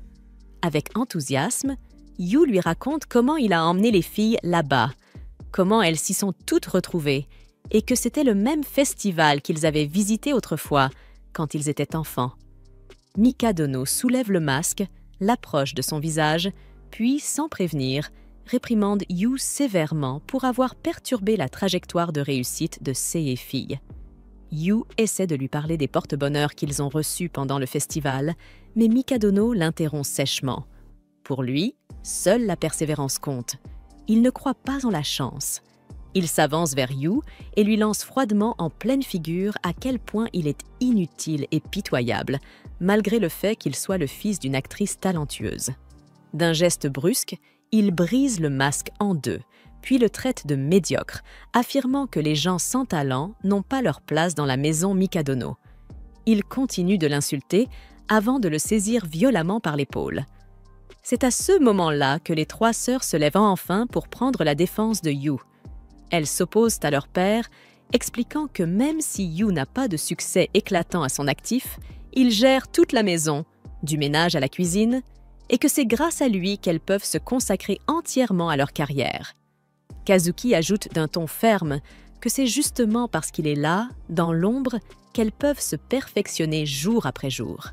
Quand Mikadono leur demande pourquoi elles défendent quelqu'un d'aussi ordinaire et si elles ont vraiment besoin de lui, les sœurs rougissent, troublées, et bégayent quelques excuses maladroites. Mais malgré tout, elles insistent. Elles s'entendent bien avec Yu et ont noué un lien fort avec lui. Mikadono, inflexible, leur rappelle alors qu'il n'y a pas de place pour les amitiés ou les distractions dans la famille Mikadono. Il leur dit qu'elles ne sont plus des enfants et leur interdit formellement d'assister à d'autres festivals. Son ton est sans appel. Elles doivent se concentrer uniquement sur leurs résultats. Puis il tourne les talons et s'en va.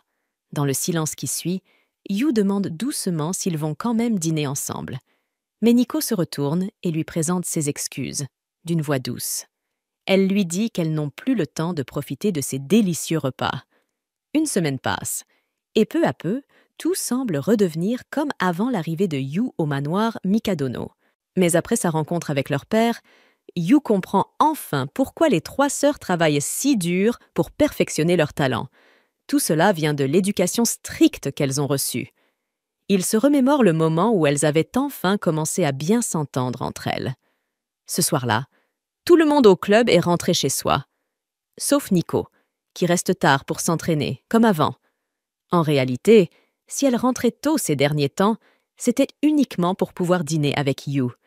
Mais maintenant qu'il n'est plus là, elle est revenue à son ancien rythme, s'accordant juste une pause pour manger. Sauf que la nourriture semble fade depuis qu'elle s'est habituée à la cuisine de Yu. Kazuki ressent la même chose en regardant son smoothie ultra sain, rempli de nutriments, mais impossible d'en boire une gorgée. Même Miwa n'est plus elle-même. Ses encas habituels n'ont plus la même saveur, ni le même attrait. Les trois filles se retrouvent dans une impasse, se demandant pourquoi elles n'arrivent tout simplement pas à reprendre leur routine d'avant. Pendant ce temps, Yu aussi se sent abattu. Il aimerait que tout redevienne comme avant. Il repense à cette série télé où sa mère jouait, à cette image chaleureuse d'une vraie famille, et il se dit qu'il veut créer quelque chose de semblable, de ses propres mains. Cette pensée lui redonne de l'énergie, une nouvelle motivation. Le lendemain matin, quand les trois sœurs sortent de la maison, Nico remarque quelque chose qui lui serre le cœur. Yu ne les a pas saluées comme à son habitude, avec son sourire et sa voix joyeuse. Plus tard, à l'école, l'heure du déjeuner arrive. Nico ouvre son sac pour prendre une barre protéinée, mais tombe sur un bento parfaitement préparé. Son visage devient rouge comme une tomate. Et c'est pareil pour ses deux sœurs. Chacune découvre un repas fait maison, soigneusement emballé. Quand les camarades de Nico lui demandent si elle ne compte pas le manger et s'ils peuvent en profiter à sa place, elle leur répond fermement qu'il est hors de question. Elle mangera chaque bouchée, elle-même. Pendant ce temps, Yu dort, affalé sur son cahier. Il s'est levé à 4 heures du matin pour tout préparer. Et plus tard, lorsqu'il récupère les boîtes vides, un sourire discret se dessine sur ses lèvres. Il sait qu'elles ont tout mangé et qu'elles ont aimé. Le soir venu, les 3 sœurs le convoquent sérieusement. Elles lui annoncent qu'elles souhaitent établir avec lui une cogestion officielle. Yu, complètement perdue, les regarde avec de grands yeux et se demande pourquoi elle parle soudain de bateau. Mais les 3 sœurs n'ont pas du tout l'air d'être en train de plaisanter. Elles lui rappellent froidement que leur père l'a clairement averti. S'il ne prouve pas sa valeur, il sera mis à la porte. Elles lui proposent donc un accord. S'il accepte de les soutenir dans les défis à venir, alors elles seront prêtes à le reconnaître comme l'un des leurs. Chacune lui explique ce qui l'attend dans les prochaines semaines, les obstacles à surmonter, les pressions à gérer, et elles ajoutent qu'elles auront besoin de son aide pour y faire face. Ravie à l'idée de pouvoir les soutenir, Yu s'exclame qu'il leur préparera le déjeuner chaque jour, parce qu'ils forment une famille. Mais les sœurs le corrigent immédiatement, en toute clarté. « Tu n'es pas un membre de la famille. Tu es notre soutien. Un point, c'est tout. » Le lendemain matin, au moment où les sœurs Mikadono s'apprêtent à partir pour la journée, Yu leur tend leur bento tout frais. Kazuki l'informe qu'elles rentreront vers 19h et qu'il peut donc leur préparer aussi le dîner. Il les accompagne de sa voix enjouée, leur lançant son traditionnel « Bonne journée! Prenez soin de vous !» Et pour une raison qu'aucune d'elles ne comprend, ce simple geste suffit à les faire rougir comme des tomates brûlantes, comme si, à cet instant précis, tout était parfaitement à sa place. Plus tard, pendant son entraînement, Kazuki porte une perruque et tente maladroitement de travailler son côté féminin. Mais 2 femmes surgissent soudainement dans la salle, la prenant complètement de court et lui donnant la peur de sa vie. De son côté, alors que Nico est en pleine répétition, son téléphone sonne. Elle décroche aussitôt et entend une voix familière. Son entraîneur vient de rentrer d'une tournée à l'étranger et souhaite la voir. Pendant ce temps, la petite Miwa est plongée dans son propre entraînement, mais finit par se faire mettre au sol par son coach. Ce dernier, calme et direct, lui rappelle qu'il ne reste plus beaucoup de temps avant qu'elle doive faire un vrai choix, décider enfin du chemin qu'elle veut vraiment suivre. Ce soir-là, lorsque les sœurs Mikadono rentrent à la maison, chacune d'elles a l'esprit occupé, plein de doutes, de décisions, de questionnements. Mais en franchissant la porte, elle tombe sur une scène pour le moins inattendue. Yu, debout sur un sac de farine, en train de courir de façon complètement maladroite. Lorsqu'elle lui demande ce qu'il est en train de faire, il leur répond fièrement qu'il veut ajouter des udon au menu, une version maison des udon, et qu'il compte utiliser de la farine complète cette fois pour réduire les glucides dans leur alimentation. Et alors qu'il est en plein dans ses explications passionnées, il glisse brutalement et Yu se blesse légèrement en tombant, ce qui fait rire un peu les filles avant qu'elles ne s'éloignent. Elles lui disent quand même qu'elles seront là pour le dîner comme prévu. Plus tard, autour de la table, les sœurs font remarquer que le repas a un goût un peu banal aujourd'hui, ce qui leur rappelle aussitôt combien leur père détestait tout ce qui était moyen. Et pourtant, dans ce moment de calme, chacune trouve un certain apaisement dans cette banalité, comme si ça leur faisait du bien. Un peu plus tard, alors que Yu fait la vaisselle, Kazuki entre dans la cuisine et propose de l'aider, affirmant qu'elle essaie de développer son côté féminin. Yu, un peu surpris, lui fait remarquer que faire la vaisselle n'a rien de particulièrement féminin, mais elle insiste malgré tout et se met à ses côtés. Quand il évoque son audition, Kazuki se crispe légèrement. Elle finit par admettre que c'est la première fois qu'on lui confie un rôle féminin, au sens classique, et que cela la rend nerveuse. À ce moment-là, elle remarque les bandages sur la main de Yu et lui demande ce qui s'est passé. Il lui explique simplement qu'il n'est pas très doué en cuisine et qu'il se brûle assez souvent. Ils continuent à discuter tranquillement jusqu'à ce que Yu glisse brusquement et tombe, se cognant au point d'avoir une belle saignée de nez. Kazuki se précipite pour l'aider, mais finit par glisser elle aussi, atterrissant au-dessus de lui dans une position qui ressemble presque à un baiser. Elle se redresse aussitôt, le visage rougi, tandis que Yu s'excuse en bafouillant. Kazuki lui répond calmement. « Ce n'était qu'un accident, ne t'en fais pas. Plus tard, alors qu'elle l'aide à soigner son nez, Yu ne peut s'empêcher de se sentir mal pour elle. Après tout, elle vient de presque embrasser un garçon avec le nez en sang. Mais ce qui l'intrigue, c'est qu'elle ne semble pas du tout dérangée. Et c'est là qu'il comprend qu'elle doit être habituée à ce genre de scène sur scène ou à l'écran. Cela dit, Yu ressent aussi une petite peine personnelle. Son tout premier baiser avait le goût du sang. De son côté, lorsque Nico mentionne qu'il pourrait pleuvoir, Kazuki allume la télé pour vérifier la météo, mais tombe pile sur une scène de baiser à l'écran. Gênée, elle l'éteint aussitôt et dit à Nico de regarder la météo sur son téléphone. Puis, en passant dans le couloir, elle croise Miwa et lui lance d'un ton distrait. « Ta gelée !» Miwa déclare fièrement que cette gelée a été préparée rien que pour elle par le nouveau, en ajoutant avec un petit sourire. On dirait qu'on mordille des lèvres toutes douces. L'évocation des lèvres fait immédiatement buguer Kazuki, qui repose violemment sa tasse de café sur la table avant de se lever brusquement et de filer dans sa chambre, claquant la porte derrière elle. Une fois seule, elle touche ses propres lèvres, encore toutes troublées. C'est alors que Yu entre sans frapper. Ce geste la fait immédiatement exploser. « Tu peux frapper avant d'entrer, espèce d'idiot !» Mais Yu reste calme. Il dit simplement qu'il voulait clarifier les choses. « Je suis à peu près sûre que t'as pas envie que l'un de tes baisers soit gaspillé sur un type comme moi, » ajoute-t-il avec un petit sourire triste. Il propose qu'ils fassent tous les deux comme si rien ne s'était passé. Puis, sans attendre de réponse, il tourne les talons et quitte la pièce. Derrière lui, Kazuki explose de frustration, criant « Espèce de crétin, comment tu peux dire un truc pareil ?» Plus tard, pendant l'une de 16 répétitions, Kazuki repense à ses paroles. Et elle finit par se dire qu'il avait peut-être raison. Oublier ce qu'il s'est passé est sûrement la meilleure option, au moins jusqu'à ce qu'elle ait passé cette fichue audition.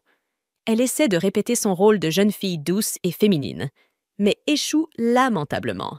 Tout ce qu'elle arrive à faire ressemble encore à un prince charismatique, comme d'habitude. Lors d'une autre séance, où elle incarne à nouveau un rôle de prince, elle observe attentivement la fille avec qui elle joue la scène.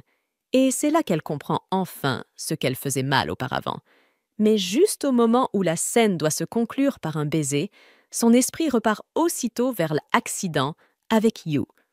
Elle sursaute, le cœur battant et recule d'un bond, complètement rouge. Son metteur en scène stoppe la répétition immédiatement et lui demande ce qui se passe. « Tu sais, quoi qu'il se passe dans ta vie privée, ça finit toujours par se voir sur scène, » lui rappelle-t-il avec sérieux. Plus tard, ce soir-là, Kazuki rejoint Yu dans la cuisine. Elle lui dit que ses entraînements sont devenus plus intenses ces derniers temps et qu'elle aurait bien besoin de repas qui boostent son énergie et son endurance. Yu accepte, se lève et ferme les rideaux pour la nuit. Mais à ce moment-là, Kazuki le regarde et lui demande, un peu nerveuse. « Dis, tu fais quoi ce dimanche ?» Il lui répond qu'il est libre. Alors, après un petit moment de silence, elle s'approche d'un pas, le regarde droit dans les yeux, le visage rouge mais déterminé, et lui déclare « Je veux qu'on sorte ensemble. » Yu rougit dans ses mots et commence à se demander s'il ne s'est pas retrouvé dans cette situation à cause de ce baiser. Pendant ce temps, les deux autres sœurs, qui écoutent en cachette, rougissent à leur tour, manifestement jalouses. Miwa a du mal à croire que ce qu'elle entend puisse réellement être un vrai rendez-vous, mais Nico lui dit d'arrêter de trop réfléchir, car tout porte à croire que c'en est bien un. Toutes deux commencent à se demander si Yu est réellement à l'aise avec cet arrangement, puis retournent discrètement dans leur chambre. Une fois seule, Kazuki tend à Yu une affiche pour une audition de rôle d'héroïne et lui explique qu'elle a toujours été choisie pour incarner des rôles masculins tout au long de sa vie, ce qui lui rend aujourd'hui très difficile d'agir comme une véritable héroïne. Elle lui confie aussi qu'un de ses professeurs lui avait un jour dit que sa vie personnelle finirait par influencer son jeu d'actrice. Yu comprend rapidement ce qu'elle veut dire et réalise que Kazuki souhaite qu'ils sortent ensemble pour un faux rendez-vous. afin qu'elle puisse mieux ressentir ce que c'est que de se comporter comme une fille. Il accepte avec enthousiasme et, avec un sourire, lui assure qu'il est tout à elle. Kazuki lui demande de ne rien dire aux deux autres et le prévient fermement de ne pas avoir de mauvaises idées. Yu lui répond de se détendre et ajoute que, si elle veut vraiment que ce plan fonctionne, le rendez-vous doit sembler entièrement réel. Il lui promet donc de lui offrir le meilleur possible. Le samedi matin, alors que Yu est occupé à faire le ménage, Nico s'approche de lui et lui demande d'un ton détaché s'il a prévu quelque chose pour le dimanche. Yu lui ment, ce qui la met aussitôt en colère. La jalousie s'empare d'elle. Elle s'imagine que ce rendez-vous pourrait être quelque chose de très sérieux et que c'est précisément pour cela que Yu cherche à le cacher. Même Miwa semble incapable de se défaire de ses soupçons. Ce jour-là, après être retournés dans leur chambre, Miwa revient discrètement sur ses pas et surprend la fin de la conversation entre Yu et Kazuki, au moment où il lui promet de l'emmener à un rendez-vous extraordinaire.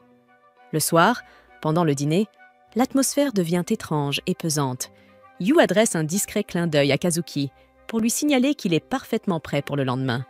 Mais ce geste est surpris par les deux autres filles qui commencent soudain à dégager une aura intense et intimidante. Cela glace complètement Yu, qui se demande si elle se prépare à un grand événement ou à un affrontement qui les rend aussi sérieuses. La scène, c'est déjà l'heure du rendez-vous, et Yu se tient debout, attendant l'arrivée de Kazuki. Pendant ce temps, Miwa et Nico se faufilent derrière des buissons voisins, incapables de se concentrer sur leurs propres occupations. Elles sont même allées jusqu'à enfiler de ridicules déguisements pour tenter de rester invisibles. Elles observent le garçon avec des yeux emplis d'envie et s'irritent de le voir aussi joyeux. C'est alors que Kazuki arrive, vêtu d'une tenue entièrement féminine, ce qui fait aussitôt battre le cœur de Yu plus vite. Elle commence par lui demander si elle est en retard, avec une voix un peu trop masculine, puis, se rendant compte de sa faute, elle se donne une petite claque et reprend avec un ton plus délicat et féminin. Cette fois, elle l'appelle par son prénom, Yu, au lieu du surnom habituel de « nouveau », ce qui le ravit tant qu'il lui demande, tout excité, de continuer à l'appeler ainsi même après leur faux rendez-vous. Il se dirige d'abord vers l'aquarium, sans se douter que les deux sœurs jalouses les suivent discrètement. De loin, celle-ci fulmine en voyant à quel point Kazuki est éblouissante dans sa tenue féminine. En descendant les escaliers, Kazuki commet un nouvel impair. Par réflexe, elle tend la main à Yu comme un parfait gentleman. Au bout de quelques marches, Yu s'en aperçoit et lui demande de recommencer la scène, mais cette fois correctement. Assis pour profiter du spectacle aquatique, Kazuki ne peut s'empêcher de se demander si elle agit de façon assez mignonne. En silence, elle s'interroge, incertaine de ce que les hommes trouvent réellement adorable. Puis, lorsqu'une éclaboussure soudaine frappe les premiers rangs, elle réagit en protégeant Yu de ses bras, reprenant instinctivement son rôle de prince. Yu soupire doucement et lui dit qu'elle s'y est encore mal prise, rendant le moment encore plus gênant.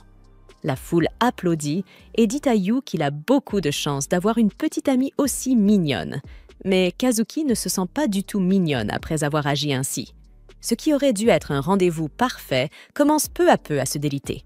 Ils enchaînent les maladresses, ne sachant pas qui doit porter les sacs de course, et Kazuki finit avec les pieds endoloris à cause de ses sandales féminines trop élégantes auxquelles elle n'est pas habituée. Les deux filles, toujours tapies dans l'ombre, trouvent toute la scène affreusement gênante et difficile à regarder. Plus tard, alors que Yu s'excuse pour aller aux toilettes, Kazuki aperçoit son reflet dans la vitre et pousse un soupir, repensant à la façon dont elle a mal géré cette journée. Elle se souvient de l'enthousiasme de Yu à l'idée de l'inviter et commence à se demander s'il ne le regrette pas à présent. C'est à ce moment-là qu'un recruteur d'une agence artistique l'aborde, brandissant sa carte et lui demandant si elle a un instant pour discuter. Kazuki refuse poliment, affirmant qu'elle n'est pas intéressée, mais l'homme insiste, la mettant mal à l'aise. Elle jette des regards autour d'elle, se demandant où est passé Yu, maintenant qu'elle a réellement besoin de lui. Lorsque le recruteur lui saisit soudain la main pour tenter de l'emmener, Yu surgit de nulle part et lui repousse fermement la main, demandant s'il y a un problème. Le recruteur ricane et demande si Yu est son petit frère. Mais celui-ci tente de paraître adulte et affirme qu'ils sont en rendez-vous et que Kazuki sait déjà exactement où elle veut être. À la question de savoir où cela pourrait être, Yu bafouille, cherche ses mots et avance des réponses de plus en plus absurdes, allant jusqu'à prétendre que Kazuki souhaite devenir réformatrice au sein du gouvernement. Le recruteur réplique qu'elle ferait bien mieux de devenir mannequin, et Kazuki commence à réaliser que Yu est toujours aussi désespérément maladroit qu'à l'accoutumée. Soudain, Yu déclare que l'agence ne pourra jamais la voir, car il compte faire d'elle sa femme, mais le recruteur balaye cela d'un revers de main, jugeant ses propos enfantins. Yu répète avec assurance qu'ils seront ensemble dans les bons comme dans les mauvais moments, et un silence se fait autour d'eux. Les passants ont entendu toute la déclaration. Après que le recruteur finit par abandonner et s'éloigne, Yu s'excuse maladroitement et demande à Kazuki d'oublier tout ce qu'il vient de dire. Mais à en juger par son expression, elle n'est pas prête à le faire.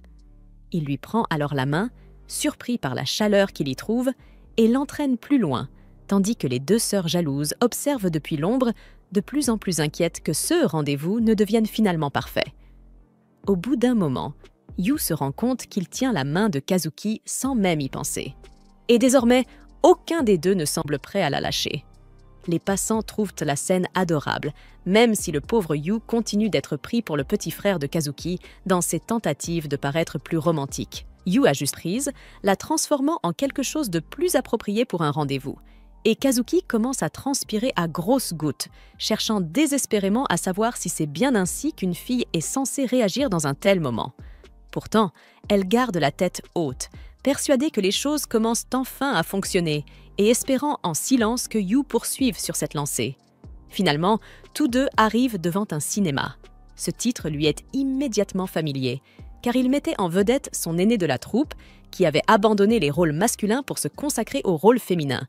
Ce film marquait sa toute première apparition en tant qu'héroïne à part entière, et Kazuki avait toujours évité de le voir, redoutant de découvrir comment cette transition s'était réellement passée. Yu, tout sourire, lui explique que le film met en scène un ancien acteur de la troupe et qu'il espère qu'elle pourra en tirer quelques enseignements utiles. Malheureusement, à la sortie de la salle, les réactions autour d'eux sont loin d'être bienveillantes. Les spectateurs ne cessent de se plaindre de la piètre prestation de l'héroïne principale et du fait qu'elle n'était pas du tout perçue comme mignonne. En entendant ces remarques, Kazuki se remémore soudain les paroles intimidantes de son père. Un véritable prodige doit être capable d'incarner tous les rôles avec grâce et succès. Le poids de ses attentes commence alors à lui peser lourdement. Pendant ce temps, Yu prend conscience de l'ampleur de son erreur, surtout après la prestation aussi décevante de la senior de Kazuki. Craignant d'avoir rendu les rôles féminins encore plus effrayants pour elle, il s'en veut profondément pour son manque de discernement. Même les deux sœurs espionnes, qui les suivent toujours à distance, peuvent voir que l'ambiance s'est assombrie. Elles se demandent si Yu parviendra à sauver ce qui reste de ce rendez-vous. Plus tard, Yu emmène Kazuki à leur dernière étape, une grande roue. Il insiste pour qu'elle monte avec lui, malgré son hésitation. À leur surprise, les sœurs se montrent presque impressionnées par sa tentative de lui remonter le moral, estimant qu'il s'en sort mieux qu'elle ne l'aurait cru. À ce moment, ils entendent deux garçons passer à proximité, discutant avec conviction. Tout homme qui fait sa demande au sommet d'une grande roue gagne toujours le cœur de sa bien-aimée. Les trois filles rougissent aussitôt, et avant même que Kazuki n'ait le temps d'assimiler l'idée, Yu la tire doucement vers la cabine de la grande roue. Kazuki songe alors que Yu en fait peut-être un peu trop. Elle se remémore à quel point elle a toujours été différente des autres filles de son âge. Sa grande taille l'avait poussée très tôt vers le mannequinat, et elle avait été recrutée par la troupe dès l'âge de 6 ans. Au début, elle prenait plaisir à ce travail, mais peu à peu, il s'était transformé en une suite d'exploits qu'on attendait d'elle. L'échec était devenu inconcevable, et la pression s'était encore accrue lorsque son père avait exigé qu'elle endosse un rôle féminin. Elle s'imagine alors échouer et se dit que personne ne reste aux côtés d'un raté. Peu à peu, elle se convainc qu'il vaudrait peut-être mieux renoncer complètement à l'audition, plutôt que de risquer l'humiliation. Son regard glisse alors vers Yu, littéralement parcouru de vibrations à cause de sa peur du vide, d'autant plus que le plancher en verre laisse voir la mer en contrebas. Lorsqu'elle lui demande pourquoi il a choisi cette attraction, Yu crie qu'il voulait que ce soit un rendez-vous parfait. Kazuki se rappelle soudain les paroles des deux garçons à propos d'une demande au sommet. Avant qu'elle puisse rassembler ses pensées, Yu se lève maladroitement, l'appelle nerveusement son héroïne et, au point culminant du moment, se trompe en la désignant comme son héroïne de toujours, mais d'une manière complètement confuse. Kazuki lui demande alors de se rasseoir en silence et l'observe, tremblant et bredouillant, une fois de plus incapable de transformer l'instant parfait en réussite. Un doux sourire étire ses lèvres. Décidément, même dans les plus belles occasions, il trouve encore le moyen d'échouer. Le garçon a alors doucement l'idée de trouver une certaine valeur dans l'échec. Assis à côté d'elle, il se met à faire défiler les moments les plus embarrassants de leur rendez-vous, et Kazuki lui demande s'il essaie volontairement de s'humilier. Mais à mesure qu'il lui montre chaque photo, elle observe en silence, prenant conscience que toutes ces scènes maladroites reflétaient bel et bien ses émotions. Yu lui dit qu'elle pourrait être excellente pour exprimer ses sentiments, ceux qui la fait rougir, même si elle balaie aussitôt cette remarque, y voyant un simple prétexte pour masquer son incompétence. Elle sourit et lui souhaite bonne chance pour la prochaine audition. Et même si Kazuki répond par un petit sourire en coin, lorsqu'ils descendent de la grande roue, presque rayonnant, les deux espionnes commencent à se demander ce qui a bien pu se passer là-haut. Sur le chemin du retour, Kazuki remercie Yu pour ce rendez-vous. Elle lui avoue que, jusqu'à présent, elle avait toujours joué en se conformant aux attentes des autres, mais que, pour la première fois, elle se sent libre de jouer de manière authentique. Sachant qu'il existe peut-être des personnes capables d'aimer aussi ses défauts, Yu lui prend la main et lui demande de se souvenir de cette journée. Mais Kazuki retire aussitôt sa main, affirmant qu'elle ne compte pas sur lui pour réussir son audition. Quelques pas plus loin, elle se retourne soudainement. Alors que les deux sœurs espionnes s'affolent à l'idée d'un possible baiser, Kazuki se penche vers Yu et lui murmure doucement que le baiser qu'ils avaient échangé plus tôt était en réalité son premier, et qu'elle ne peut pas faire comme s'il n'avait jamais eu lieu. Yu commence immédiatement à s'excuser, tandis que, derrière les buissons, les deux sœurs deviennent hystériques, brûlant de savoir ce qu'elle vient de lui dire. Kazuki retire alors calmement sa perruque et déclare officiellement le rendez-vous terminé, expliquant qu'elle doit retourner au théâtre pour la répétition. Plus tard, lorsque Yu rentre chez lui pour préparer le dîner, les deux sœurs qui l'avaient suivi toute la journée l'accueillent d'une manière qui le fait rougir visiblement. Elles échangent un regard complice. Même si Yu a passé la journée à soutenir Kazuki, il reste celui qui doit aussi les soutenir. Et elles sont bien décidées à ne pas le laisser l'oublier. En se rendant à l'école, Nico et Yu sont tous deux plongés dans leurs notes, révisant pour un contrôle à venir. On a du mal à comprendre comment Kazuki et Miwa restent aussi calmes les jours d'examen, mais en réalité, elles ne sont tout simplement pas du genre à bachoter à la dernière minute. Nico, en revanche, est différente. Avec assez mauvaises notes, elle s'applique à étudier plus dur que jamais, déterminée à s'améliorer. Yu lui demande alors de comparer leurs notes. Même s'ils ne sont pas dans la même classe, certaines leçons se recoupent. Alors que Yu tente de partager ses propres notes avec Nico, un homme passe brusquement en courant et le bouscule. En se retournant, on comprend vite qu'il s'agit d'un voleur, confirmé par une fille qui crie derrière eux que son sac a été volé. Aussitôt, Yu se lance à la poursuite du voleur. Mais son allure est si lente que même le malfaiteur jette un coup d'œil incrédule par-dessus son épaule. Distrait par cela, l'homme ne voit pas Nico, qui se tient droit dans sa trajectoire. Le voleur reprend rapidement ses esprits et se vante de ses compétences en arts martiaux, prêt à contre-attaquer. Il est clairement habile et coriace, mais Nico refuse de reculer. À distance, Kazuki et Miwa restent calmes, convaincus que leur sœur sait se défendre. Elles ont raison. Nico met l'homme KO d'un coup net. Elle ramasse le sac volé et le tend à la victime, tout en jetant un regard dédaigneux au voleur vaincu. Sans qu'il s'en rende compte, une petite foule s'est déjà rassemblée. Alors que la foule entoure la victime encore secouée, Nico se tient discrètement à l'écart, cachant une coupure à la main. Yu le remarque aussitôt et s'empresse de lui bander la blessure. Nico affirme qu'elle va bien, mais ses gestes attentionnés la troublent plus qu'elle ne veut l'admettre. Pendant que tout le monde est distrait, le voleur profite de l'occasion pour tenter de s'éclipser. Malheureusement pour lui, il tombe nez à nez avec un groupe d'hommes. Le premier réagit instantanément, décochant un coup de pied précis qui l'envoie au tapis sur le champ. La foule commence à murmurer. Cet homme n'est autre que Tatsumi, le prodige renommé des arts martiaux de l'Iwai Yamahai. Les sœurs le reconnaissent aussi. Il venait souvent chez elles quand elles étaient petites. Mais Nico, elle, reste figée. Tatsumi est son idole depuis toujours. Ce qui surprend encore plus tout le monde, c'est que Tatsumi s'adresse directement au dojo de l'école de Seka. Une nouvelle surprenante secoue les équipes. L'équipe d'Iwayama High va s'entraîner avec celle de Seka pendant une semaine entière. À la surprise générale, Yu, qui n'a techniquement aucune raison d'être là, est également présent. Il s'avère que la rencontre précédente de Nico avec Tatsumi le travaille encore, et il a décidé de les accompagner. Observant l'admiration que Nico porte à Tatsumi, Yu conclut silencieusement que cet homme doit être véritablement imbattable. Mais ce n'est pas tout. Quand ils étaient plus jeunes, Nico et Tatsumi s'entraînaient dans le même dojo, bien qu'ils considèrent toujours Tatsumi comme un adversaire redoutable. Pour couronner le tout, des martialistes féminines affluent autour de lui, louant sa beauté bien au-delà de celle de quiconque à Seka. Soudain, Nico l'interpelle par derrière et le défie à un combat amical. Tatsumi hésite, peu enclin à affronter une fille, mais Nico insiste avec ténacité. Bientôt, les deux se retrouvent face à face, chaque équipe encourageant son capitaine. D'un coup de pied rapide, Tatsumi fait chuter Nico hors du match, stupéfiant ses coéquipiers qui ne l'avaient jamais vu perdre. Nico n'en croit pas ses yeux et insiste pour recommencer, mais Yu intervient, refusant qu'elle se blesse. Il réprimande même Tatsumi pour ne pas avoir été indulgent, alors qu'en réalité, Tatsumi se retenait déjà face à elle.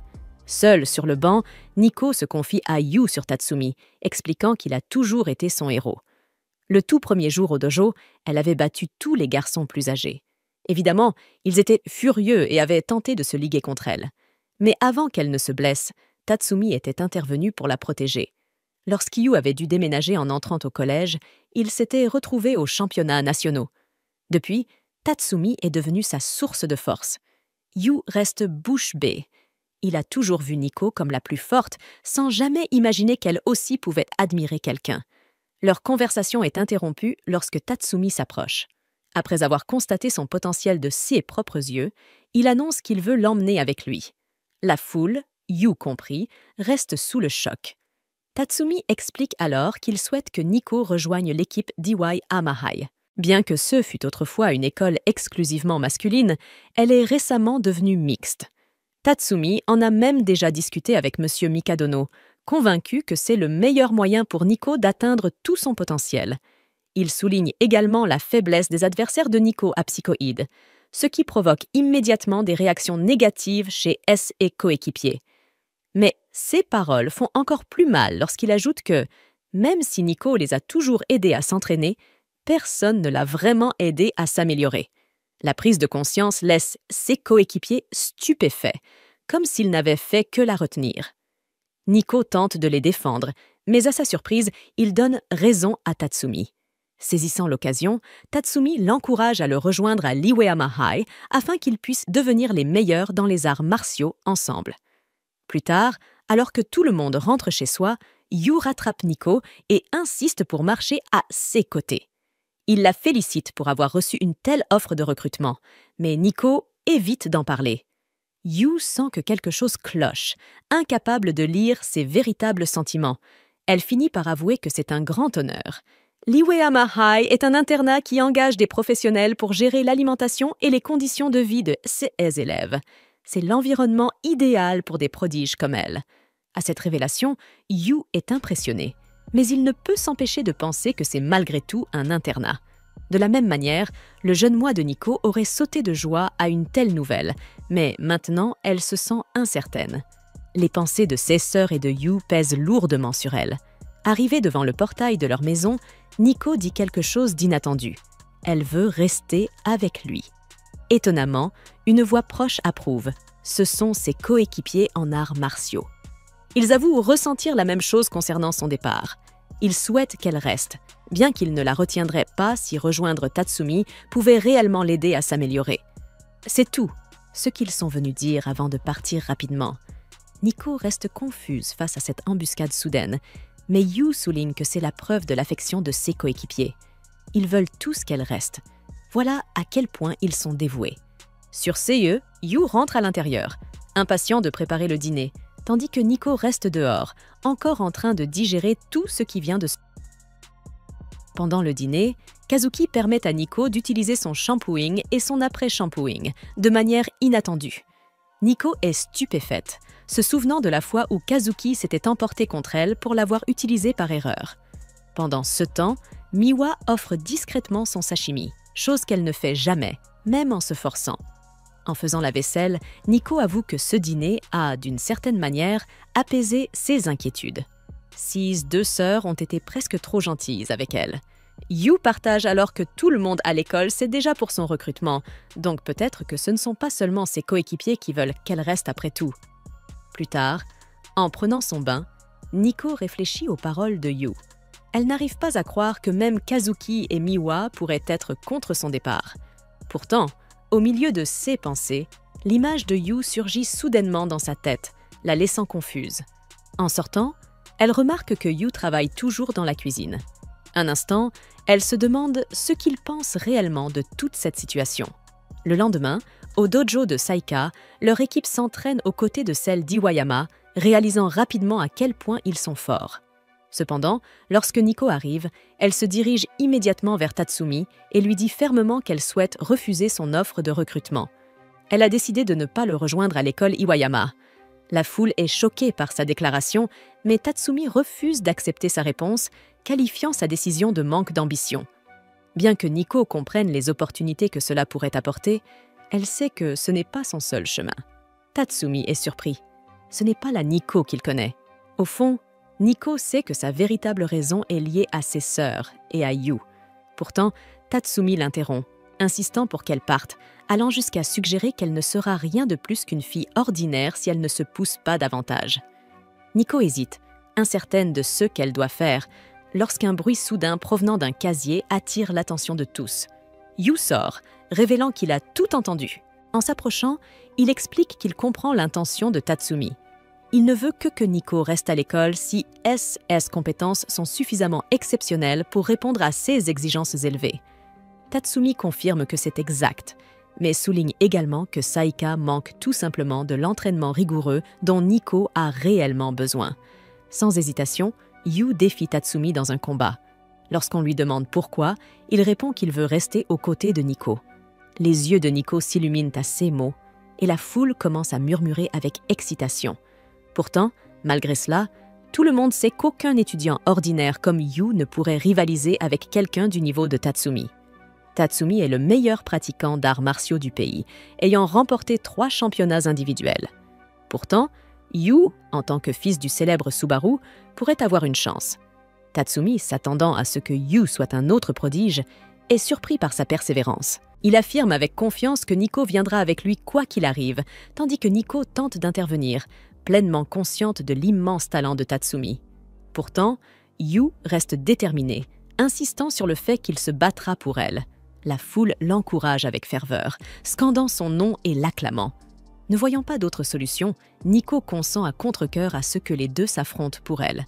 Tatsumi accepte également le défi, et le combat est fixé au dernier jour de l'entraînement conjoint.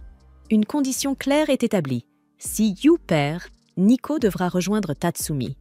De retour à la maison, Nico gronde Yu pour avoir accepté un accord avec Tatsumi, consciente de la gravité des conséquences. Réalisant que son avenir repose sur la réussite de Yu, elle commence à l'entraîner avec sérieux.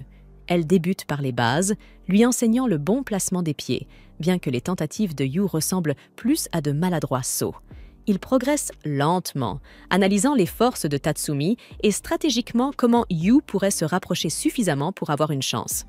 Pendant l'entraînement, Yu exécute une technique avec Nico. La proximité soudaine la surprend et elle réagit instinctivement, lui donnant un coup de poing au visage.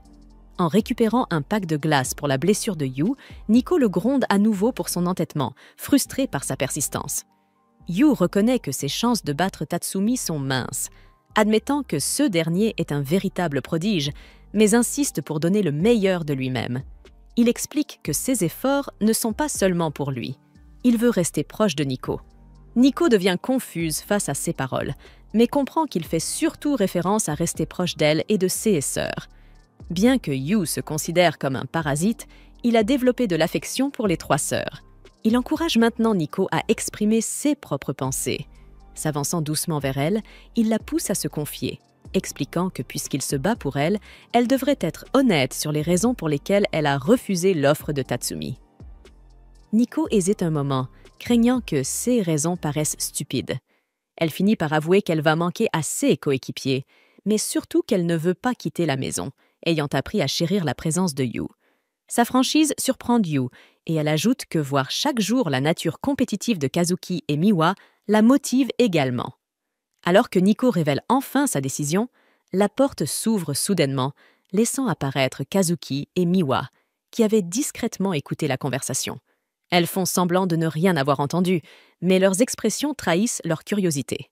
Saisissant l'importance du combat que Yu s'apprête à livrer, Kazuki propose de lui prêter main forte si nécessaire, tandis que Miwa l'encourage avec enthousiasme. Yu ressent un élan de bonheur.